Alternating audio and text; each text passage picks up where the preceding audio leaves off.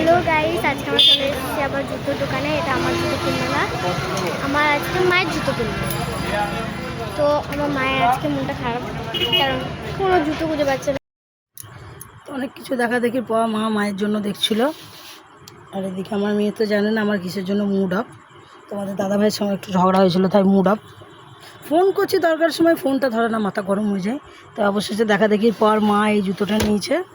আর আমার জুতোটাও এখানে হয়েছে অনেক দেখার পর। সাইজ পাওয়া যাচ্ছে না, 7 নম্বর সাইজ। ছোটো বড়ো মানুষ, তার আবার 7 নম্বর সাইজ। তো কী আর করা যাবে, ওইখান থেকে দেখে শুনে একটা নিয়ে নিয়েছি। তো চলো তোমাদেরকে বাড়িতে গিয়ে একদম দেখাচ্ছি। আর কিনতে গেছিলাম আমার জুতো, আমার মা দুটো জুতো কিনেছে, আবার একটা জুতো, 3টে জুতো মায়ের, মেয়েরও তাই 2টো জুতো। আমারই হচ্ছিল না, কী আর করা যাবে। তো চলো বাড়ি গিয়ে তোমাদেরকে পৌঁছে গিয়ে দেখাচ্ছি কী নিলাম। তো অনেক কিছু দেখা দেখির পর আমার সাইজে হচ্ছে না জুতো। ছোটো পড়া মানুষ, প্রথমে তো সাইজটা দেখিয়ে দিই, 7 নাম্বার সাইজ। এটা আমি পাচ্ছি না গাইস, তার জন্য এই জুতোটা নিলাম। এটা আমার বোন আমাকে দিল। তো এই যে এই জুতোর এই স্টাইলটা খুব ভালো লাগলো। এটা আমার বেসিক্যালি মানে মায়ের পছন্দ, তার জন্য এটাই নিয়েছি। মানে মায়ের আর মন ভাঙলাম না।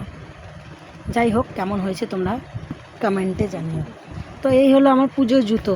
এখন ড্রেস আর কোথাও কিছু ঠিক নেই, জুতো আগে হয়ে বসে আছে। তো চলো টাটা।